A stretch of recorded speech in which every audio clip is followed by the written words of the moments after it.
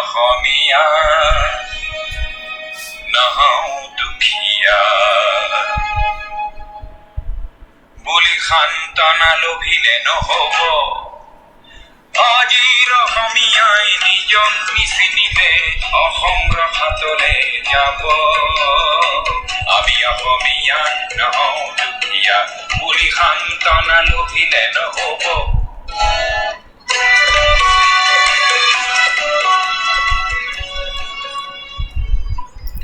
কল্পবৃক্ষ গোত্ৰৰ আজিৰ এই তৃতীয় খণ্ডত সকলোলৈকে এই দুপৰীয়াৰ শুভকামনা জনালোঁ। সকলোৱে নিশ্চয় ইতিমধ্যে নিজৰ নিজৰ ভোজন কৰি দুপৰীয়াৰ ভোজন কৰি আজৰি হৈছে। আমি এই তৃতীয় খণ্ড আৰম্ভ কৰিছোঁ। এই কল্পবৃক্ষ গোত্ৰত এজন অংশগ্ৰহণকাৰী হিচাপে আজি ঘৰতে থকা মালভোগ কলৰ পুলি এটাৰ ভাজি খালোঁ। কলজোপাৰ কাষতে নিজে ৰোৱা এজোপা ৰঙালাওৰ দুটামান আগ ছিঙি আনিলোঁ আৰু মালভোগ কলৰ যিজোপা পুলি কাটি আনিলোঁ তাৰে পাতখিলাতে ভাতকেইটা বাঢ়ি ল'লোঁ। আজি এই কল্পবৃক্ষ গোত্ৰত তৃতীয়বাৰ কথা ক'বলৈ লোৱাৰ আগমুহূৰ্তত ভাত সাজ লৈ আপোনালোকলৈ বাৰে বাৰে মনত পৰিছে আপোনালোকৰ যি ইচ্ছা, যি আকাংক্ষা, যি উদ্যোগ দেখিছোঁ, এই দেখি সঁচাকৈয়ে বৰ আপ্লুত হৈছোঁ আৰু তৃতীয় খণ্ডৰ আমাৰ মূল কথাখিনি আৰম্ভ কৰিবলৈ লৈছোঁ। কালি আমি ইয়াৰ আগৰ খণ্ডত কৈছিলোঁ যে কলৰ ফুল, কলডিলটোৰ পৰা আমি কি কি প্ৰস্তুত কৰিব পাৰোঁ, কলডিলটোৰ উপকাৰিতা কি। আজি আমি আপোনালোকক ক'ব খুজিছোঁ যে কলৰ উপকাৰিতা কি। আমি কল খাওঁ, কিন্তু তাৰ উপকাৰিতাখিনি কিমানে কেনেকৈ জানো এই বিষয়ে আমি নিশ্চিত নহয়। সকলোৱে হয়তো কলৰ যিখিনি স্বাস্থ্যৰ বাবে যিখিনি উপকাৰিতা আছে সেইখিনি হয়তো সকলোৱে সমানে অৱগত নহ'বও পাৰে। হয়তো আমি যিখিনি ক'ম তাতকৈ বহুতখিনি কথা আপোনালোকৰ মাজত চৰ্চা থাকিব পাৰে, জ্ঞান থাকিব পাৰে। তথাপিও অভ্যাসবশতঃ এটা কথা কওঁ যে মোৰ এটা বেয়া অভ্যাসেই বাল্যকালৰ পৰাই আছিল যে যি কামটো কৰোঁ সেই কামটোৰ বিষয়ে তন্নকৈ নজনাকৈ থাকিলে মোৰ শৰীৰটোত বৰ দুৰ্বলতা অনুভৱ কৰোঁ। মই নিৰ্মাণ খণ্ডত কাম কৰিছিলোঁ। নিৰ্মাণ খণ্ডত কাম কৰোঁতে যদিও মই বাণিজ্যৰ মানুহ আছিলোঁ, বাণিজ্য বিভাগৰ ছাত্ৰ আছিলোঁ, তথাপিও টেকন'লজি সম্পৰ্কে মই জ্ঞান আহৰণ কৰিবলৈ অকণো সময় নষ্ট কৰা নাছিলোঁ। মই কাৰ্বি আংলঙৰ অম্পানাইত আছিলোঁ। মোৰ লগত আছিল অভিযন্তা CR চুৰানাদেৱ। তেখেতৰ লগত থাকোঁতে মই তেখেতৰ পৰা যি টেকনিকেল জ্ঞান আহৰণ কৰিব পাৰি সম্ভৱ সকলোখিনি, যিমানখিনি মোৰ বাবে সম্ভৱ এজন বাণিজ্যৰ ছাত্ৰ হিচাপে সেইখিনি সংগ্ৰহ কৰিবলৈ যত্ন কৰিছোঁ। পৰৱৰ্তী পৰ্যায়ত মই কিছুদিন মোৰ এজন জ্যেষ্ঠ ভাতৃৰ এখন হোটেল চলাই আছিলোঁ। আন্দোলনৰ বাবে কাৰ্বি আংলঙত বহুত দীৰ্ঘ সময় ধৰি বন্ধ থকাৰ বাবে তালৈ যাব নোৱাৰা অৱস্থাত জাগিৰোডৰ এখন হোটেলত আছিলোঁ। গতিকে হোটেলৰ ব্যৱসায়ত কাৰিকৰসকলৰ যি উৎপাদন হয়, যি উৎপাদন কৰে কাৰিকৰসকলে, মিঠাই কেনেকৈ বনায়, কেইলিটাৰ গাখীৰত কিমান চানা ওলায় ইত্যাদি কথাখিনি পুংখানুপুংখভাৱে জানিবলৈ চেষ্টা কৰিছিলোঁ। আৰু আপোনালোকৰ আশীৰ্বাদত আজি এই বিষয়বিলাকত কোনোবাই যদি কিবা প্ৰশ্ন সোধে মই ক'ব পৰা অকণমান হয়তো জ্ঞান মোৰ আছে। পৰৱৰ্তী সময়ত চিমেণ্ট কোম্পানীত কাম কৰিলোঁ। তেতিয়ালৈকে নাজানিছিলোঁ যে চিমেণ্ট এটাই বুলি ভাবি আছিলোঁ। নিজৰ ঘৰ সাজোঁতে দেউতাই চিমেণ্ট আনিবলৈ পঠাইছিল, 9 টকা 12 অনা বেগত কিনিছিলোঁ। আৰু যেতিয়া নিজে বেচাৰ কামত কোম্পানীত সোমাইছিলোঁ তেতিয়া বোধকৰো 40 টকা বেগত আছিল, 30 টকা বেগত আছিল। কিন্তু নাজানিছিলোঁ যে চিমেণ্টৰ বেলেগ বেলেগ ভাগ আছে। এতিয়াও বহুতো আমাৰ যুৱ প্ৰজন্মৰ অভিযন্তা বা ডিপ্ল'মা ইঞ্জিনিয়াৰ আছে, যিসকলৰ হয়তো চিমেণ্ট কেই প্ৰকাৰৰ আছে তেওঁলোকৰ হয়তো মনত হয়তো নাথাকিব পাৰে, পঢ়িছিলে হয়তো নাজানে বা চৰ্চা নাই কাৰণে নাজানে। চিমেণ্ট যে আচলতে অৰ্ডিনেৰী পৰ্টলেণ্ড চিমেণ্টহে আচলতে চিমেণ্ট, আৰু বাকীবিলাক যে মিশ্ৰ চিমেণ্ট, এই কথাটো মই চিমেণ্ট কোম্পানীত কাম কৰোঁতে জানিছিলোঁ। আমি বজাৰত যে লাফাৰ্জ কিনিছোঁ, ডালমিয়া কিনিছোঁ, ষ্টাৰ চিমেণ্ট কিনিছোঁ, এইবিলাক হৈছে মিশ্ৰ চিমেণ্ট। এইবিলাক বজাৰত যিবিলাক পায় এইবিলাক মিশ্ৰ চিমেণ্ট, আৰু ordinary Portland cement 43 grade, 33 grade, 53 grade, সেইখিনি কোৱা হয় চিমেণ্ট। এই কথাখিনি জনাৰ বাবে মোৰ একো ক্ষতি নহৈছিল বাবে মই জনাৰ যত্ন কৰিছিলোঁ। কোনটো চিমেণ্টৰ উপকাৰিতা কি সেইখিনি জনাৰ চেষ্টা কৰিছিলোঁ। তাৰপিছত গৈ অসম পলিয়েষ্টাৰ সমবায় সমিতিলৈ মাতি লৈ গ'ল মোক কৰ্ণেল উমেনাথ শৰ্মা ছাৰে, তেখেত চেয়াৰমেন আছিল। তাত গৈ মই বাণিজ্যৰ ছাত্ৰ হ'লেও কাপোৰৰ বিষয়ে তন্নতন্নকৈ জনাৰ চেষ্টা কৰিছিলোঁ, আৰু সি মোক মোৰ উত্তৰণত সহায় কৰিছিল। বস্ত্ৰ কিদৰে তৈয়াৰ হয়, সূতা কেনেকৈ তৈয়াৰ হয়, কি মিক্স কৰি সূতা হ'ব, ষ্টেপল ফাইবাৰ কি ইত্যাদি। আপোনালোকক যে ভাৰ্চুৱেল মিটিঙত যে কথাখিনি মাজে মাজে কিবা কিবি কৈ আছোঁ, এইখিনি অভিজ্ঞতা। এই অভিজ্ঞতা অকল তাত কাম কৰাৰ বাবে হোৱা নাই, মোৰ জনাৰ আগ্ৰহৰ বাবে হৈছে। আমি যি কলক লৈ যি প্ৰকল্পৰ কথা ভাবিছোঁ, তাত মূল লক্ষ্য আমাৰ হৈছে বানানা ফাইবাৰ, তাৰ পৰা আমি বস্ত্ৰ তৈয়াৰ কৰিম। কিন্তু তাতকৈও আমাৰ ডাঙৰ লক্ষ্যটো হৈছে যে অসমৰ যুৱক যুৱতীসকলক, অসমৰ শিক্ষিত যুৱক যুৱতীসকলক, অসমৰ কৰ্মঠ যুৱক যুৱতীসকলক, অসমৰ শ্ৰমমুখী যুৱক যুৱতীসকলক আমি কৰ্মসংস্থাপন দিয়াৰ এক বৃহৎ পৰিসৰ এই কলৰ লগত জড়িত হৈ আছে বাবে আমি কলটোৰ বিষয়ে পুংখানুপুংখ কথাখিনি আপোনালোকক অৱগত কৰাৰ বাবে বাৰে বাৰে এই কথাবিলাক কৈ আছোঁ। আমাৰ 2-3-4খন আমাৰ ভাৰ্চুৱেল মিটিং হৈ গ'ল। তাত প্ৰথমবাৰ যিসকলে জইন কৰিছিলে তাৰ পিছত কেইজনমান আকৌ বাদ গ'ল, নতুনকৈ কেইজনমান অন্তৰ্ভুক্ত হ'ল, তাৰ পিছৰখনত আকৌ নতুনকৈ কেইজনমান অন্তৰ্ভুক্ত হ'ল, এনেকৈ অন্তৰ্ভুক্ত হৈ গৈ আছে। আৰু প্ৰতিবাৰতেই আমি বিষয়বিলাক পুনৰবাৰ কৈ থাকিব লগা হৈছে, বাৰম্বাৰ কৈ থাকিব লগা হৈছে।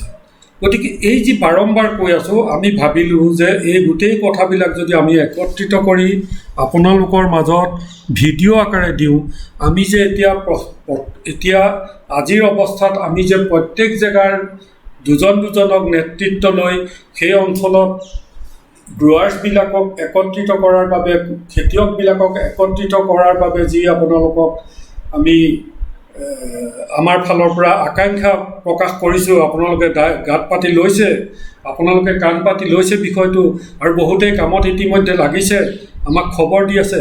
এই গোটেই কথাবিলাকত আমি আকৌ তেখেতসকলক বুজাই থকাটো বা আপোনালোকেও বাৰম্বাৰ বুজাই থকা কথাটো অসুবিধা হ'ব বুলি আমি এই খণ্ড খণ্ড কৰি এই ভিডিঅ'বিলাক ৰেকৰ্ডিং কৰিছোঁ আৰু আপোনালোকলৈ আমি পঠাবলৈ যত্ন কৰিছোঁ বা পঠোৱা আৰম্ভ কৰিছোঁ।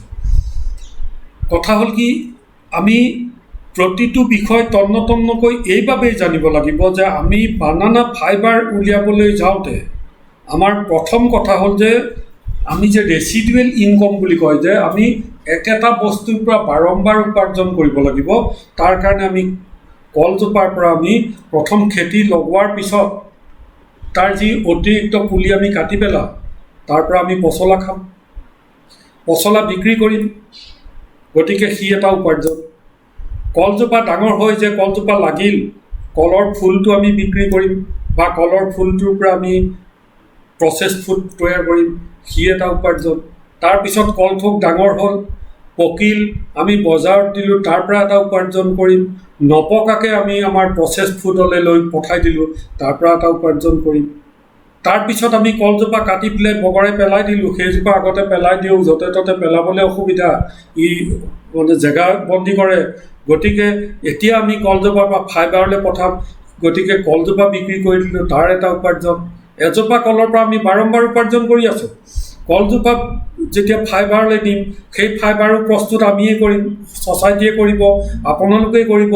গতিকে ফাইবাৰৰ পৰা যি 80% পানী ওলাব, সেই পানীখিনি আমি 45 দিন ৰখাৰ পিছত ফাৰ্মাণ্টেশ্যন হ'লে আমি কি কৈছিলোঁ যে তাৰ পৰা সাৰ উৎপাদন হ'ব।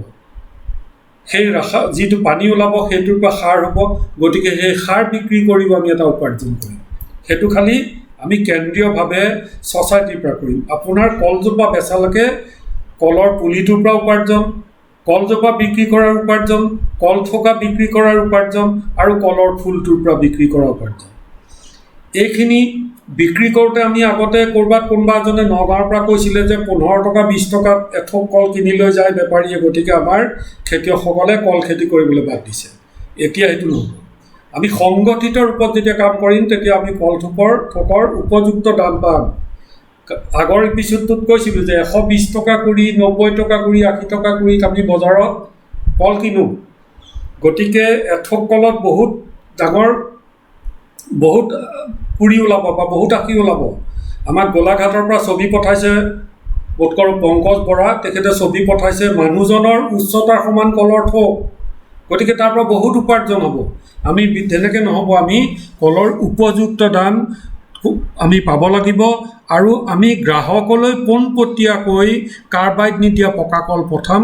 বাকী যি কল আমি নপঠাওঁ, পকিবৰ বাবে পকাৰ আগতেই কেঁচা কল যদি আমি পঠাওঁ, সেইটো আমি ভাৰতবৰ্ষৰ অন্য ৰাজ্যলৈ পঠোৱাৰ ব্যৱস্থা কৰিম বা আমি তাতকৈ আগলৈ ক'ৰবালৈ পঠাব পাৰোঁ নেকি, আমি তাৰ বাবেও পৰিকল্পনা কৰি আছোঁ। কাৰ কাৰণে কৰি আছোঁ? আমাৰ কাৰণে, আমাৰ মানে আপোনালোকৰ কাৰণে, কল্পগোত্ৰৰ সদস্যসকলৰ বাবে। এতিয়া আমি কলৰ পৰা যি বস্তু প্ৰস্তুত কৰিম, কলৰ ফলটোৰ পৰা যি বস্তু প্ৰস্তুত কৰিম, সেই ফলটো গুণাগুণ কি আছে এই বিষয়ে আপুনি ভালদৰে এইটো কাৰণেই জানিব লাগিব যে আমি প্ৰস্তুত কৰা যি কলৰ প্ৰচেছ ফুড হ'ব, এই প্ৰচেছ ফুডৰ ভিতৰত মানুহজনে কি কি পাব সেই কথাখিনি মানুহজনে তন্নকৈ জানিব লাগিব। আমি লেবেলত লিখিম। লেবেলত লিখাৰ আগতে আপোনালোকৰ মুখস্থ হ'ব লাগিব। আপোনালোকে জানিব লাগিব যে বানানা অৰ্থাৎ কল, যিটোক আমি স্বৰ্ণফলা বুলি কৈছে সংস্কৃতত, মানে সোণৰ ফল বুলি কৈছে, মানে কলজোপাই বাৰম্বাৰ যে আমাক উপাৰ্জন দিছে, সেইকাৰণে হয়তো সংস্কৃতত এইটো এটা উপযুক্ত নাম তাৰ দিছিলে। বহুত নামৰ ভিতৰত কলৰ বহুত নাম আছে, তাৰ ভিতৰত এটা নাম হ'ল স্বৰ্ণফলা। আমি তাত ভিটামিন চি পাওঁ। এতিয়া ক'ভিডৰ বাবে বহুতে ভিটামিন চি খাই আছে। ভিটামিন চি খালে বোলে ইমিউনিটি বাঢ়ে। কল খালে ভিটামিন চি আছে। তাত মেংগানিজ আছে, যি আপোনাৰ ছালৰ কমনীয়তা বৃদ্ধি কৰে। ছোৱালীবিলাকে ছালৰ প্ৰতি বৰ সতৰ্ক থাকে ল'ৰাবিলাকতকৈ।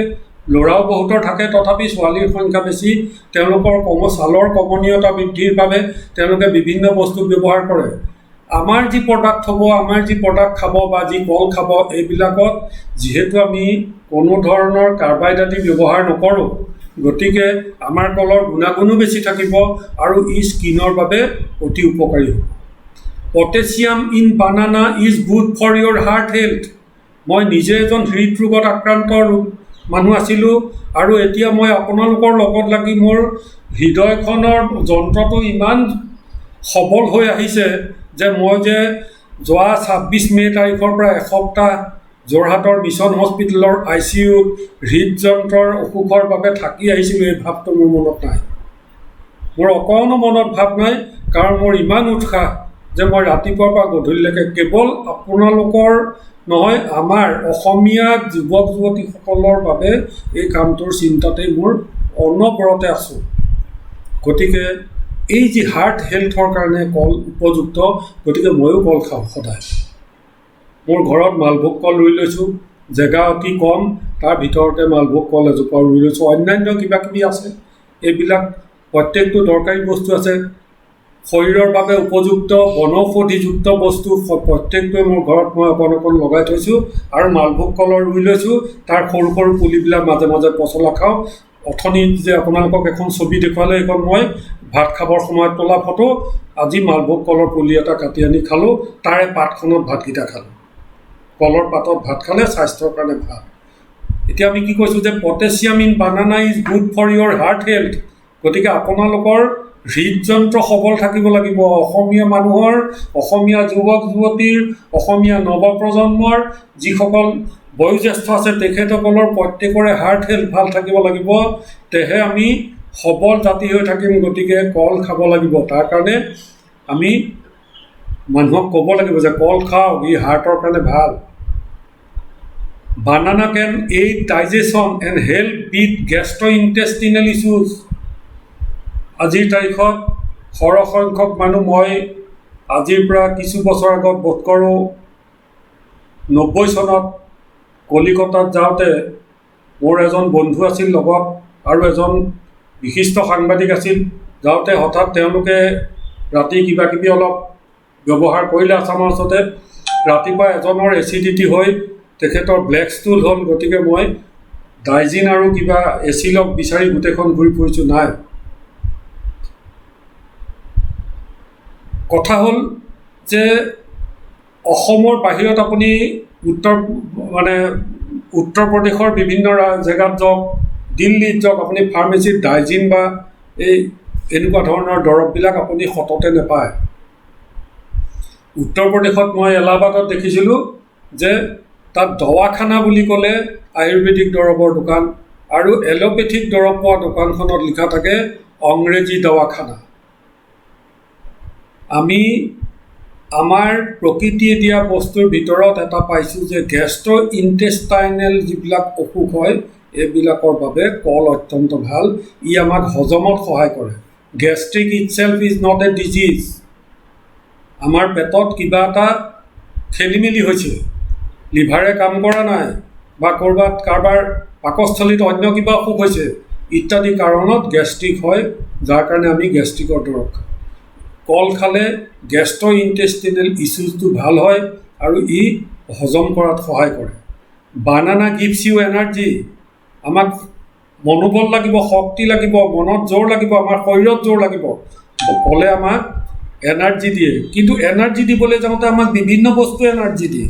আমি এনাৰ্জি দিয়া বস্তু বহুত খাবলৈ পাওঁ বজাৰত, কিন্তু কলে যি এনাৰ্জি দিয়ে সেই এনাৰ্জি আমি সকলো বস্তুৰ পৰা নাপাওঁ। কিয় নাপাওঁ? যে কলে দিয়া এনাৰ্জিটোত ফেট নাথাকে। কৈছে যে banana gives you energy minus the fats. ই ফেট নহয়, ফেট নিদিয়ে আৰু কেলেষ্ট্ৰল নিদিয়ে। কলেষ্ট্ৰলে কি কৰে? মই 2014 চনত দিল্লীৰ ইন্দ্ৰপ্ৰস্থ এপলত গৈ দেখুৱাওঁতে মোৰ 8টা ব্লক ওলাল। কাৰণ মোৰ পাইপবিলাক, হাৰ্টৰ পৰা যিবিলাক পাইপেদি তেজ যায় সেই তাত ক'ৰবাত ব্লক হৈছে। কিহেদি ব্লক হয়? কেলেষ্ট্ৰল দিব ব্লক হয়। গতিকে কল খালে ই এনাৰ্জি দিব, গাত শক্তি দিব, কিন্তু সি ফেটছ আৰু কেলেষ্ট্ৰলটো নিদিয়ে। এই কথাবিলাক আমি জানিব লাগিব। আমি মানুহক ক'ব লাগিব, কল খোৱাৰ প্ৰতি আগ্ৰহ বঢ়াব লাগিব। পকা কল খাবলৈ নহয়। আমি যে ছ'চাইটিয়ে আপোনালোকে মিলি যে কলৰ পৰা বিভিন্ন বস্তু বনাব, এই বস্তুবিলাক খালে এই উপকাৰবিলাকেই পাব। সেই কথাখিনি মানুহে জানিলেহে খাব। গতিকে নহ'লে কেণ্টাকি চিকেন খাব, কেণ্টাকি চিকেন বিচাৰি বিচাৰি খাব, ডমিনোজ পিজ্জা খাব, কল নাখাব, কলৰ পৰা বনোৱা বস্তু নাখাব। আমি আগ্ৰহ সৃষ্টি কৰিব লাগিব, মাৰ্কেটিং কৰিব লাগিব। কলৰ পৰা আমি পকা কলৰ বাদ দি পেলাই আমি যিবিলাক কল অতিৰিক্ত আমাৰ হ'ব, আমি বজাৰত যিমানটোৰ চাহিদা আছে সিমান কল বজাৰলৈ পঠাম। বাকী কলখিনিৰে আমি আমাৰ যি প্ৰচেছ ফুডৰ ইণ্ডাষ্ট্ৰী হ'ব, যিটো ইণ্ডাষ্ট্ৰী আপোনালোকে কৰিব, আপোনালোকৰ অংশীদাৰিত্বত হ'ব। অংশীদাৰিত্ব কেনেকৈ হ'ব? যে আপোনাৰ যে কল খেতি আছে, গতিকে আপুনি এজন সদস্য পদ পাব। আপুনি কল খেতি নাই, এতিয়া মাটি আছে, কল খেতি কৰিম বুলি কৈছে, আপুনি আপুনি এডক সদস্য হ'ব। কল খেতি আৰম্ভ কৰিব, আপুনি স্থায়ী সদস্য হ'ব। কাৰোবাৰ মাটি নাই, তেওঁ কল খেতি কৰিব পৰা মানুহ, মাটি থকা মানুহক 10জনক তেখেতে আকৃষ্ট কৰিছে আৰু তেখেতসকলক পালক হিচাপে তেখেতসকলৰ লগত তেখেতসকলৰ এনাৰ্জি বঢ়াইছে। কল খেতিটো কেনেকৈ কৰিব, কিমান দূৰত্বত ৰুব ইত্যাদি কথাবিলাক তেখেতে যোগাৰ দি আছে আৰু লক্ষ্য ৰাখিছে তেখেতে যে বিষয়টোত যে মানুহকেইজনে কল খেতি কৰিছে, তেখেতো আমাৰ এজন সদস্য হ'ব। এই গোটেই কামবিলাক কৰোঁতে ভিন্ন ভিন্ন দিশত যাৰ যিটো বিষয়ত অৰ্হতা থাকে, সেই অৰ্হতাযুক্ত মানুহবিলাক যেতিয়া আমাৰ লগত কামত একত্ৰিত হ'ব, তেতিয়া তেওঁ এজন সদস্য হ'ব। কিন্তু ৰাজনীতি কৰা মানুহজন আমাৰ সদস্য নহয়। আমাৰ কামৰ সময়ত আমি ৰাজনীতি কৰিবলৈ সময় নাই, ভোট দিবলৈ যাম, আমাৰ ৰাজনীতি নোহোৱাকৈ দেশ আমি চলিব নোৱাৰোঁ। ৰাজনীতিক বাদ দি আমি চলিব নোৱাৰোঁ, আমি ভোট দিবলৈ যাম, কিন্তু আমি কৰ্ম এৰি ৰাজনীতি কৰিবলৈ নাযাওঁ। আমাৰ কৰ্মক নষ্ট কৰি ভ্ৰষ্ট কৰি আমি ৰাজনীতি কৰিবলৈ নাযাওঁ। মূল কথাটো হ'ল যে কলৰ পৰা আমি কি বনাম। আমি সিদিনা কৈছিলোঁ যে বানানা ফ্ল'ৰ, ঘেঁহুৰ পৰা আটা হয়, আটাক কি কয় ফ্ল'ৰ। গোম ধান আমি যে কৰোঁ, গোম ধানৰ পৰা যিটো কৰে, তাৰ পৰা যিটো আটা বনায় সেইটোক কি কয়, সেইটো এটা ফ্ল'ৰ। কৰ্ণ ফ্ল'ৰ, কৰ্ণফ্লেক্স, কৰ্ণফ্ল'ৰ। ফ্লেক্সটো আমি খাইছোঁ, যেনেকৈ চিপছটো কলৰ হৈছে তেনেকৈ সেইটোও ফ্লেক্সটো কৰিছে।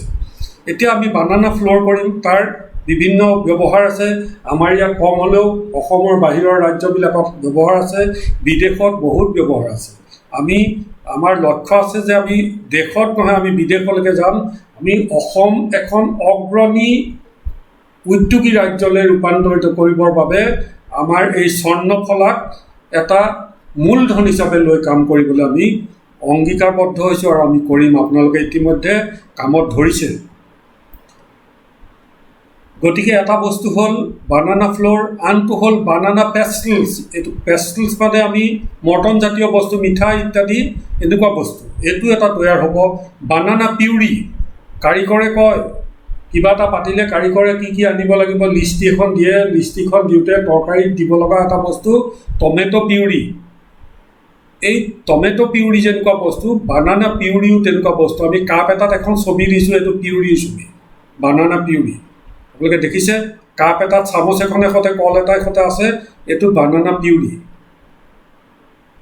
ড্ৰাইড বানানা ব্লছমছ, এইটো আমি এটা ছবি দিছোঁ। বানানা চিপছ, কলৰ পৰা চিপছ হয়, আমি বিকাজী কোম্পেনীৰ পৰা পাওঁ, গুজৰাটৰ কোনোবা কোম্পেনীৰ পৰা আহে, দক্ষিণৰ কোনোবা ৰাজ্যৰ পৰা আমাৰ ইয়ালৈ আজিকালি বানানা চিপছ আহে। বানানা চিপছ বুলি কওঁতে আমি উজনি অসমত কাচকলৰ ভাজি খোৱাৰ কাম বেছি। আৰু মই ৰঙিয়াত থাকোঁতে দেখিছোঁ, নলবাৰী, ৰঙিয়া ইত্যাদি জেগাবিলাকত দেখিছোঁ যে জাহাজী কল কেঁচাই ভাজি খায়। অৰ্থাৎ আমি কাচকল আৰু জাহাজী কল মানে বা অমৃত সাগৰ কল, এই কলৰ পৰা আমি বানানা চিপছ তৈয়াৰ কৰিব পাৰিম। আৰু আমি FSSAI নিয়ম অনুযায়ী আমি কামবিলাক যিহেতু ষ্টেণ্ডাৰ্ড ৰাখি কৰিম, গতিকে আমাৰ বস্তুবিলাক, আমাৰ উৎপাদিত সামগ্ৰীবিলাক ভাৰতৰ বিভিন্ন ৰাজ্যলৈ আৰু চেষ্টা কৰিম যে বিদেশলৈ আমি পঠোৱাৰ ব্যৱস্থা কৰিব পাৰিম। আপোনালোকৰ এই যি একত্ৰিত প্ৰচেষ্টা, এই প্ৰচেষ্টা দি সম্ভৱ হৈ উঠিব। পেষ্টিলাইজ ডি চেগিং, মোৰ বয়স হৈছে 62 বছৰ পাৰ হৈ গৈছে, গতিকে মই এই ইংৰাজী কিছুমান নাম ল'ৰা ছোৱালীবিলাকে ব্যৱহাৰ কৰে, মই ছবি চাই গম পাইছোঁ যে এইটোৱেই পেষ্টিলাইজ ডি চেগিং। এইবিলাক মই চিনি নাপাওঁ আচলতে, কিন্তু আজি আপোনালোকৰ কাৰণে মই এইবিলাক পঢ়িব লগা হৈছে। প্লেট এখনত থোৱা আছে, এইটো এটা আইটেম আছে যিটো বস্তু আমি তৈয়াৰ কৰি বজাৰলৈ পঠাম। বানানাৰ পৰা ৱাইন হয়, কেনেকৈ হয় আমি পিছত জানিম। আমাৰ বিশেষজ্ঞই আপোনালোকক যেতিয়া আমি ইণ্ডাষ্ট্ৰি কৰিম তেতিয়া সেই বিষয়ত আমি আগবাঢ়িম। তাৰ কাৰণে আমাৰ প্ৰস্তুতি চলি আছে। কোনে কৰিব? আমি কৰিম বুলিয়ে কৈ আছোঁ, কল্পগোত্ৰৰ সকলোখিনি অংশীদাৰ হৈ। যি অংশীদাৰিত্ব পাবৰ কাৰণে কোনো ধনৰ বিনিয়োগ কৰিব নালাগে, কৰ্ম বিনিয়োগ কৰিব লাগিব, কৰ্মযুক্ত কৰিব লাগিব। সেইসকলৰ যি ইণ্ডাষ্ট্ৰি হ'ব তাত বানানা ৱাইন হ'ব। আমি খাবলৈ নহয় আকৌ, কাৰণ আমি খেতিত কৰিব লাগিব, কাম কৰিব লাগিব। বানানা ভিনেগাৰ হ'ব, বানানা ভিনেগাৰ হ'ব, বানানা ফিক্স হ'ব, বানানা চচ, হট এণ্ড চুইট আমি খাওঁ, মেগী হট এণ্ড চুইট বিলাহীৰ পৰা হয়, বানানাৰ পৰাও হ'ব বানানা চচ। এইবিলাক আমাৰ ৰপ্তানি হ'ব বিদেশলৈ, এইবিলাক আমাৰ ভাৰত ৰাষ্ট্ৰৰ বিভিন্ন জেগালৈ হ'ব। আমি এই বস্তুবিলাক এইটো কাৰণেই জানিব লাগিব যে আমি আগতে কৈছোঁ কলটোৰ গুণাগুণ, ফল যিটো আছে ফলটোৰ পৰা কি গুণ পাম, সেই গোটেই গুণবিলাক আমি এই বস্তুবিলাক তৈয়াৰ কৰোঁতে, পেকেজিং কৰোঁতে পেকেটত লিখা থাকিব। এতিয়া লিখা থকা কথাখিনি আমাৰ প্ৰতিজন কলৰ খেতিয়ক, যি আমাৰ কল্পগোত্ৰৰ যিখিনি সদস্য থাকিব, তেখেতে গুণাগুণখিনি মুখস্থ থাকিব লাগিব, তেখেতে জানিব লাগিব, নিজৰ ঘৰত ব্যৱহাৰ কৰিব লাগিব, পৰিয়ালত ব্যৱহাৰ কৰিব লাগিব, আমি জানিব লাগিব। গতিকে সদায় এটা কথা আমি মন কৰা উচিত যে আমি যি কামটো কৰিম সেই কামটোৰ পুংখানুপুংখ আমাৰ জ্ঞান থকা ভাল। আৰু যিখিনি নাই, আমি সমস্ত জ্ঞান ল'ব পৰাৰ ক্ষমতা ক'তো নাই। এইটো টিভিত যিসকলে বিভিন্ন সময়ত বিভিন্ন বক্তৃতা দিয়ে, টক শ্ব'বিলাকত, তেখেতসকলৰ সমান জ্ঞান আমাৰ পৃথিৱীত কাৰো নাই। কাৰণ তেখেতসকলক আমি দেখিছোঁ যে ক'ৰবাত যদি যুদ্ধ লাগিছে, যুদ্ধৰো তেখেতসকল বিশেষজ্ঞ, ক'ৰবাত শিক্ষা বিষয়ক কিবা কথা হৈছে তাৰো তেখেতসকল বিশেষজ্ঞ, বানপানী যদি হৈছে তাৰো বিশেষজ্ঞ একেজন মানুহেই, আৰু যদি মহামাৰী হৈছে তাৰো তেখেতে বিশেষজ্ঞ। গতিকে এনেকুৱা বিশেষজ্ঞ আচলতে পৃথিৱীৰ অন্য জেগাত আছে নাই মই নাজানো, বা মই বহুত কম জ্ঞানেৰে আজি আপোনালোকক কথাখিনি কৈ আছোঁ, কিন্তু মই নাজানো যে সকলো জ্ঞান এজন মানুহৰ থাকিব পাৰে, এনেকুৱা মোৰ ধাৰণা নাই। কিন্তু মই দেখিছোঁ যে আছে, আমাৰ অসমত তেনেকুৱা বহুত মানুহ আছে, টিভিত ওলাই থাকে, তেখেতসকলে জ্ঞানেৰে পৰিপুষ্ট। এনেকুৱা বিষয় নাই, তেখেতসকলে অৰ্থনীতিৰ বিষয়তো কথা কয় যে অমুকটো হ'ব লাগিছিল, তমুকটো হ'ব লাগিছিল, বাজেটত তমুক থাকিব, যে সেইটো বিষয়ত কয়।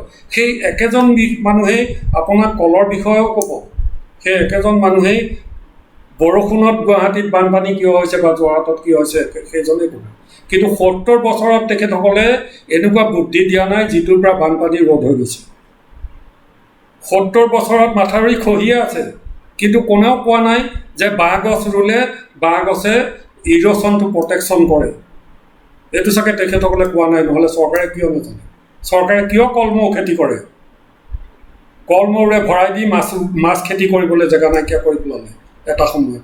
গতিকে এই যে বুদ্ধিজীৱী মানুহসকল আছে, তেখেতসকলক শ্ৰদ্ধা কৰিছোঁ, তেখেতসকলে বহুত কথাই জানে বুলি জানিছোঁ, আমি ইমান কথা নাজানো। আমি যিটো বিষয় জানো সেইখিনি বিষয়তে পাতিম। গতিকে আমাৰ বিষয় হৈছে কল বৰ্তমান, আৰু বহুত বিষয় আহিব। আমি আপোনালোকৰ লগত আৰু বহুত কাম কৰিব লাগিব, আমি নহয় আপোনালোকে কৰিব লাগিব।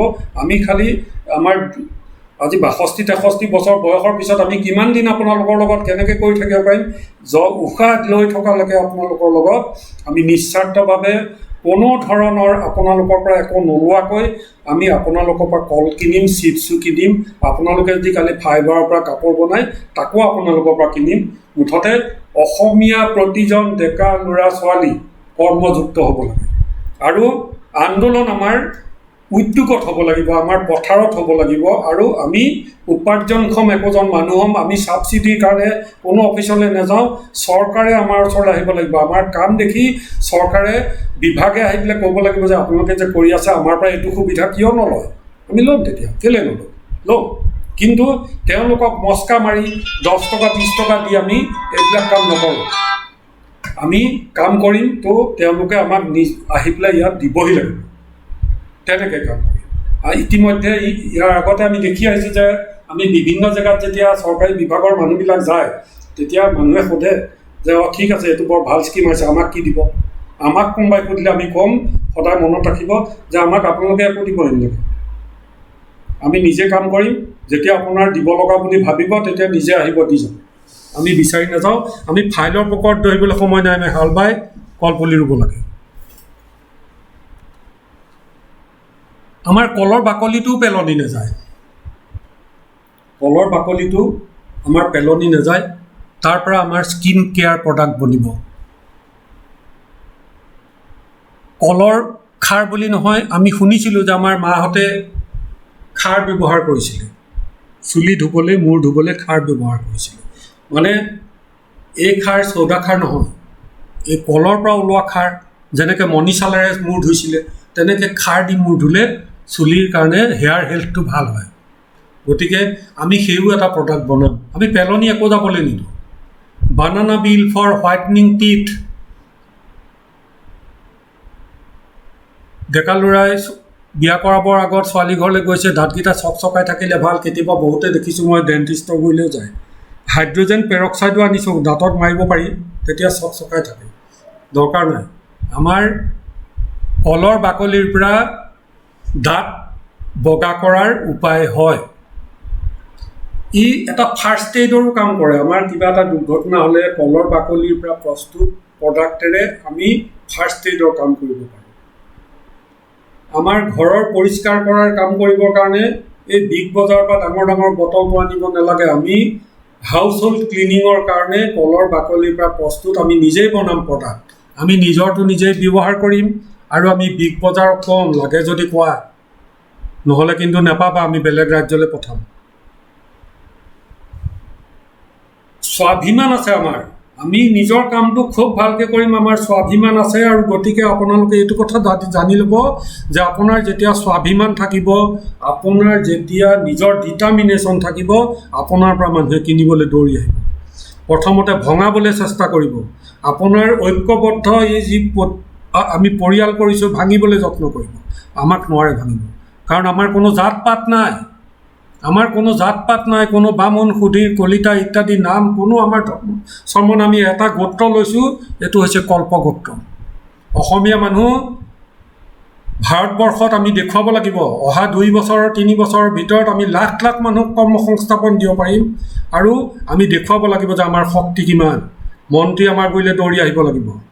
আমি লাইন পাতি সেই কাগজৰ চিলিপ লৈ কথাত বহি থাকিব নোৱাৰোঁ, সময় নাই। নিজে আহিব, আহি আমাক কথা পাতিব, এই কাম কৰিব লাগিব।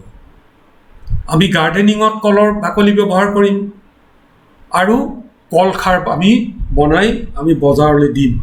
গতিকে এইবিলাক কলৰ বাকলিটোৰ পৰা তৈয়াৰ হ'ব।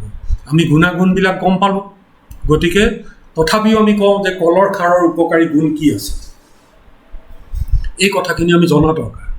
আমি খাৰ খাইছোঁ, খাৰ বনাই ঘৰত খাওঁ, কিন্তু বৰ্তমান প্ৰজন্মৰ মানুহৰ ইমান সময় নাই যে এইখিনি চব কথা ক'ৰবাত বুজি পৰি থাকিব। সেইকাৰণে আমি ইয়াত এটা আপলোড কৰি দিছোঁ, যাতে এই কথাবিলাক আপোনালোকৰ চিৰদিন যেতিয়ালৈকে এইটো চাব মাজে মাজে বা কাৰোবাক ক'ব মুখস্থ হৈ যাব। কল পুৰি প্ৰস্তুত কৰা প্ৰতি 100 গ্ৰাম ছাইত ফচফৰাছ 33 মিলিগ্ৰাম থাকে, পটেছিয়াম 255 মিলিগ্ৰাম থাকে, মেগনেছিয়াম 27 মিলিগ্ৰাম থাকে, ছ'ডিয়াম 51 মিলিগ্ৰাম থাকে, কেলছিয়াম 6.6 মিলিগ্ৰাম থাকে। অৰ্থাৎ এই গোটেই বস্তুবিলাক আমাৰ শৰীৰৰ বাবে প্ৰয়োজনীয়। কলত থকা পটেছিয়াম নামৰ উপাদানবিধ শৰীৰৰ বাবে অতি লাগতিয়াল খনিজ তত্ত্ব। আমাৰ শৰীৰক দৈনিক প্ৰায় 100 মিলিগ্ৰাম পটেছিয়ামৰ আৱশ্যক হয়, নহয়নে? 255 গ্ৰাম আমি 100 গ্ৰাম ছাইতে পাওঁ। এতিয়া কৈছে যে আমাৰ শৰীৰক দৈনিক প্ৰায় 100 মিলিগ্ৰাম পটেছিয়ামৰ আৱশ্যক হয়। কল খাৰ ইয়াৰ বাবে এক ফলপ্ৰসূ উৎস হ'ব পাৰে। কথাখিনি আপোনালোকে মনত ৰাখিব, বৰ দৰকাৰী কথা, আমাৰ নিজৰ স্বাস্থ্য ৰক্ষাৰ বাবেও দৰকাৰী কথা। পটেছিয়ামে শৰীৰক উচ্চ ৰক্তচাপ আৰু ষ্ট্ৰ'ক হোৱাৰ পৰা সুৰক্ষা দিয়ে। আজিকালি ষ্ট্ৰ'ক হোৱাটো খুব কমন, খুব সহজে ষ্ট্ৰ'ক হয়।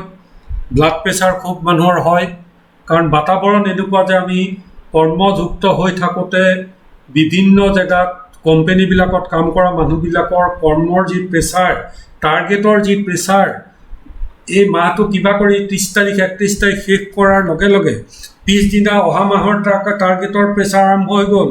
ভাত বনাই খিচিৰি খালে নে কি খালে, ল'ৰা ছোৱালীক কি দিলে, মুঠতে টেমা এটাত ভৰাই তাক দলি মাৰি যদি পঠাই দিব পাৰে স্কুললৈ, বাছত তুলি দিলে বছ আকৌ ছুটি হোৱাৰ পিছত কাম কৰা মানুহজনীয়ে বা ল'ৰাটোৱে ঘৰলৈ লৈ আহিব, কিন্তু তেওঁৰ সময় নহয়। তেওঁ যদি বেংকত কাম কৰে একে অৱস্থা, আগৰ দিন নাই। তেওঁ যদি কোনোবা উৎপাদন কোম্পানীত কাম কৰে, ক'ৰবাৰ মাৰ্কেটিঙত কাম কৰে, একে অৱস্থা। মানুহৰ যি এই অৱস্থাটো হৈছে, এই অৱস্থাত আমাক কিছুমান বস্তু এনেকুৱা হৈছে যে আমি কি খাইছোঁ, ফাষ্ট ফুড খাই আমি দিনটো কটাই দিছোঁ।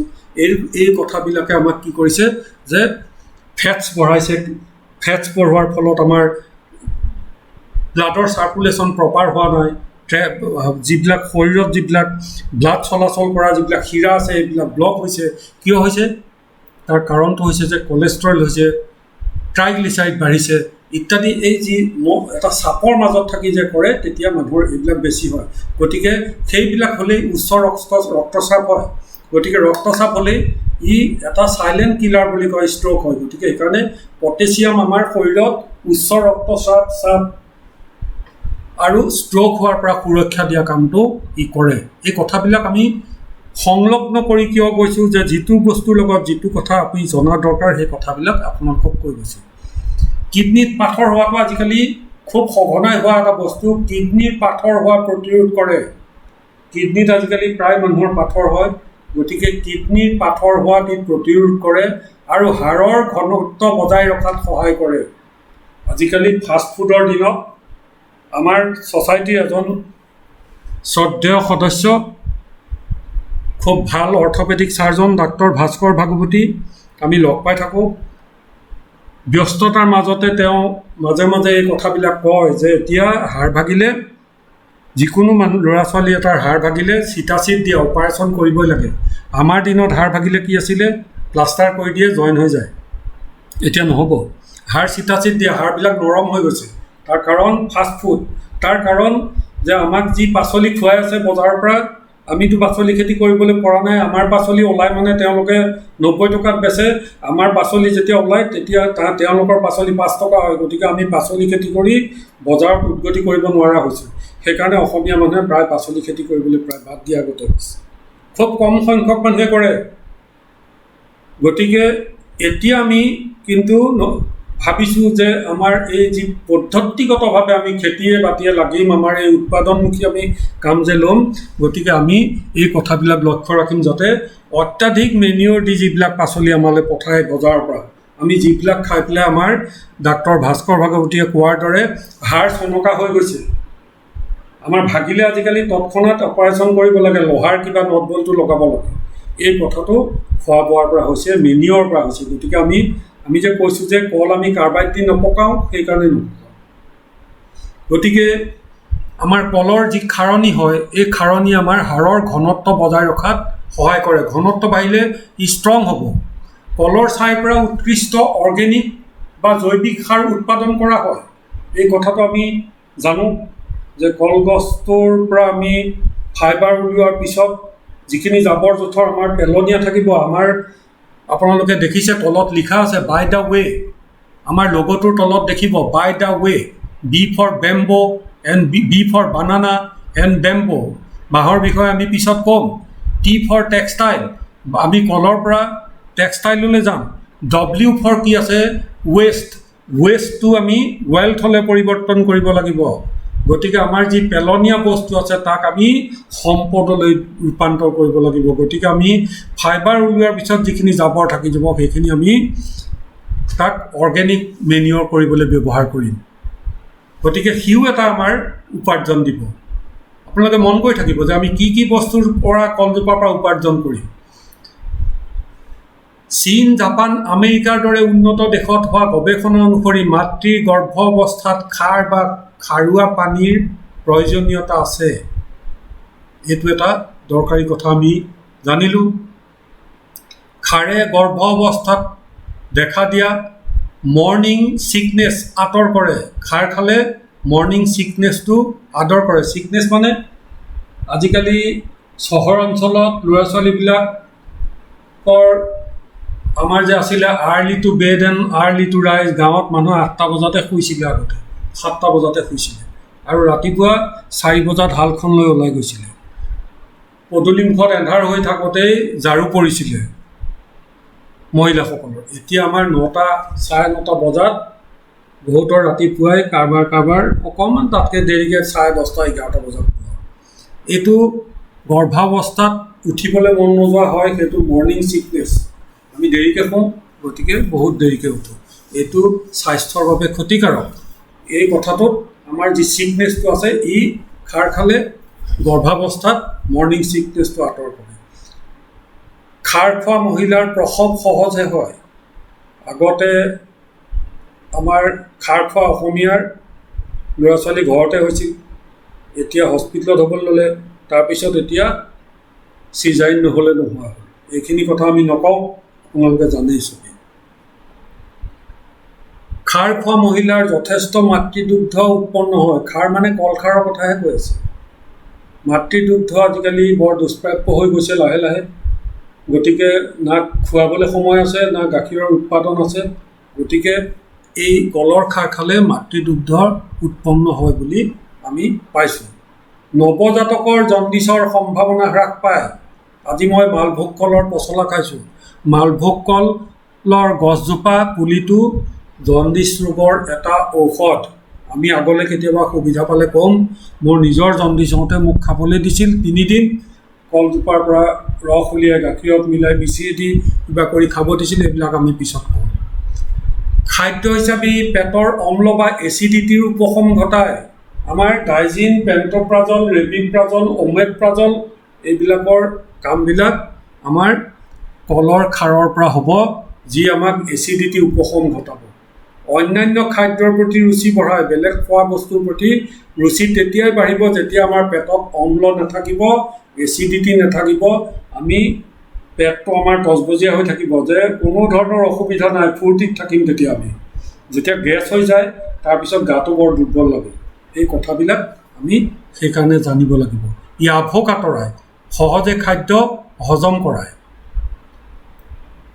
কলৰ খেতিৰ প্ৰসংগত আমি কিদৰে কৰিব লাগিব এইখিনি বিষয়ত আপোনালোকক কৃষি বিশেষজ্ঞ আমাৰ সদস্য ৰূপম কাকতি ডাঙৰীয়াই দিব। আমি ইতিমধ্যে হোৱাটছআপ গ্ৰুপত কিদৰে কলগছ ৰুব লাগে, কিমান দূৰত্বত ৰুব লাগে, কিমান দ গাঁত কৰিব লাগে, এইটো আমি দিছোঁ। আৰু যিসকলে স্থানীয়ভাৱে গোটবিলাক আমাৰ তৈয়াৰ কৰিছে তেখেতসকলে সেই হোৱাটছআপৰ পৰা প্ৰিণ্ট আউট উলিয়াই হওক বা আমাৰ ৱেবছাইট যিটো খুলিম এই অহা 2-4 দিনৰ ভিতৰত, তাত আমাৰ আপলোড কৰি দিয়া থাকিব, তাৰ পৰা প্ৰিণ্ট আউট উলিয়াই সকলোকে দিব। কিদৰে কল খেতি কৰিম, আমি কল পুলি এটা গাঁত এটা কৰি কিমান চেণ্টিমিটাৰ গাঁত কৰি ৰুম সেইটো কথা আছে, কিন্তু কল খেতিৰ উৎপাদন বৃদ্ধি কৰিবৰ বাবে আমি কল খেতি কৰা জেগাডোখৰত আচলতে হাল বাব লাগে। আৰু ছিষ্টেমেটিকেলি য'ত কলৰ খেতি কৰা মই দেখিছোঁ বাহিৰতো অসমৰ, তাত আমি যিদৰে হালধিৰ বাবে এটা লাইনকৈ এনেকৈ তৈয়াৰ কৰোঁ, ভেটি এটা আদাৰ বাবে কৰোঁ, ঠিক তেনেকৈ ভেটি কৰিব লাগে, কৰি হাল বাই লৈ কৰিব লাগে। আৰু কৰি মাজে মাজে নলা থাকিব, সি পানী পাছ হৈ যাব। কলক পানী প্ৰচুৰ লাগিব, কিন্তু পানী জমা হৈ থাকিব নালাগিব। গতিকে মাজেদি পানী হোৱাৰ লগে লগে সি ওলাই যাব লাগিব, সেই ব্যৱস্থা থাকিব লাগিব। আৰু তেনেকৈ ৰুই আমি প্ৰতিবাৰতে পুলিটো ৰুম। 8 মাহ, 9 মাহ, 10 মাহত আমাৰ কল প্ৰস্তুত হৈ উঠিব গছজোপা। তেতিয়া তাত তলত যিবিলাক পুলি হ'ব, তাৰ নিশকতীয়া পুলিবিলাক আমি পচলা কৰিবলৈ পঠাম, নিজেও খাম, আৰু ভাল পুলিকেইটা ৰাখি থ'ম, যাতে কল থকাৰ দিল মেলাৰ লগে লগে সি তাৰ কাষে বাৰে এগালমান পুলি থাকিলে কল থকাৰ চাইজ সৰু হৈ যায়, কলবিলাক নিশকতীয়া হয়। গতিকে আমি কলৰ যদি চাইজ ভাল কৰিবলৈ হয়, কলৰ পৰা যদি আমি অধিক উপাৰ্জন কৰিবলৈ হয়, তেতিয়াহ'লে যত্ন লওঁতে এটা কথা মন কৰিব লাগিব যে কলৰ পুলিবিলাক অতিৰিক্তভাৱে হোৱা সেইবিলাক কলজোপাৰ গুৰিৰ পৰা গুচাই দিব লাগিব, আঁতৰাই দিব লাগিব। যিবিলাক পুলিৰ পৰা ভাল পুলি নহ'ব সেইবিলাক কাটি পেলাব লাগিব, আৰু যিবিলাক ভাল পুলি এটা দুটা থাকিব সেইটো ৰাখি তাক আমি বেলেগ জেগাত ৰোৱাৰ ব্যৱস্থা কৰিব লাগিব। তলবিলাক পৰিষ্কাৰ থাকিব লাগিব, শুকান পাতবিলাক গুচাই দিব পৰিষ্কাৰ। এয়া আমাৰ পঠাইছে ডিব্ৰুগড় জিলাৰ পৰা। আমি আমাৰ ৱেবছাইটতো আমি সদস্যসকলক কৈছোঁ যে আমাৰ যি কল খেতি ফটো থাকিব সেই ফটোহে আমি ৱেবছাইটত ব্যৱহাৰ কৰিম।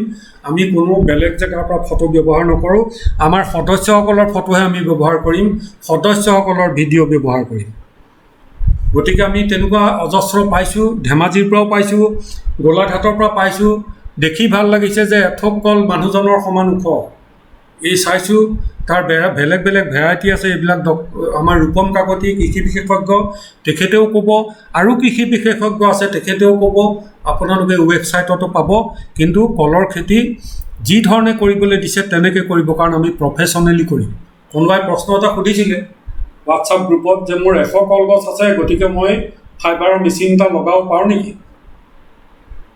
আমি ক'লোঁ যে নোৱাৰিব, কাৰণ 100 কলৰ ফাইবাৰ উলিয়াবলৈ 3 দিন লাগিব, আমাক বহুত কলগছ লাগিব। ফাইবাৰটো আমি বেচি পেলাই যিমান পইচা পাম, কলজোপা পিচি পেলাই আমি সিমান ফাইবাৰ নাপাওঁ। 80% পানী পাম, 20% কলৰ ফাইবাৰ পাম। এই গোটেই কথাবিলাক আমি পৰৱৰ্তীখিনিত ক'ম আপোনালোকক। আৰু কল খেতি কেনেকৈ কৰিব লাগে, পৰিষ্কাৰকৈ কেনেকৈ কৰিব লাগে, এই গোটেই কথাখিনি ৰূপম কাকতি মহোদয়ে লিখিত আকাৰত দিছে। আমি পৰৱৰ্তী ইছ্যুত ক'ম, আৰু এইখিনি লিখিত হিচাপে আপোনালোকে ডাউনলোড কৰি ল'ব পাৰিব। আজিলৈ আমি ইমানখিনি কথা ক'লোঁ। একেদিনাই বহুত কথা ক'বলৈও দিগদাৰী, কাৰণ মোৰো কথাখিনি কৈ যাওঁতে যথেষ্ট ভাগৰ লাগে, বা আপোনালোকে শুনোতেও ভাগৰ লাগিব। কিন্তু আপোনালোকে ভিডিঅ'টো যিসকল নতুন সদস্য আছে তেখেতসকলৰ মাজত যাতে প্ৰচাৰ হয় তাৰ প্ৰতি লক্ষ্য ৰাখিব। আপোনালোকৰ যি কৰ্মস্পৃহা দেখিছোঁ সেই স্পৃহাই আমাক অতি উৎসাহিত কৰিছে। খাবলৈ শুবলৈ লকডাউনত সময় নাইকিয়া হৈছে, কেৱল অহাকালিলৈ আপোনালোকক কি দিম তাৰ চিন্তা। ইফালে ডক্টৰ মুকুল বৰাই তাত গুৱাহাটীত বিভিন্ন ধৰণে চেষ্টা কৰি আছে যে নতুন কি দিব পাৰোঁ। আপোনালোকক আমি একে গোত্ৰৰ কল্পগোত্ৰৰ আমি এটা তৈয়াৰ কৰি আমি যে ককাই ভাইসকলৰ বাবে কিবা এটা কাম কৰিব লাগে তাৰ বাবে আমি ব্যস্ত হৈছোঁ। তাৰ একমাত্ৰ উৎসাহ আপোনালোক। গতিকে কিবা বেয়া পালেও আপোনালোকে জনাব যে এইখিনি কথা আপুনি আৰু ক'ব লাগিছিল বা ক'ব নালাগিছিল। কিন্তু মই যিখিনি কথা কৈ যাম বুলি জুকিয়াই লৈছোঁ এই প্ৰতিটো কথাই আপোনালোকৰ যাতে কামত আহে ভৱিষ্যতে। এই কথাখিনি জানিলে যাতে আপোনালোকে আগবঢ়াত সুবিধা হয়, দহে সুধিলে যাতে ক'ব পাৰে, সেইধৰণে প্ৰস্তুত কৰিছোঁ। ধন্যবাদ থাকিল, নমস্কাৰ জনাইছোঁ। পুনৰ চতুৰ্থ খণ্ডত আপোনালোকক লগ পোৱাৰ প্ৰতিশ্ৰুতি থাকিল। ধন্যবাদ।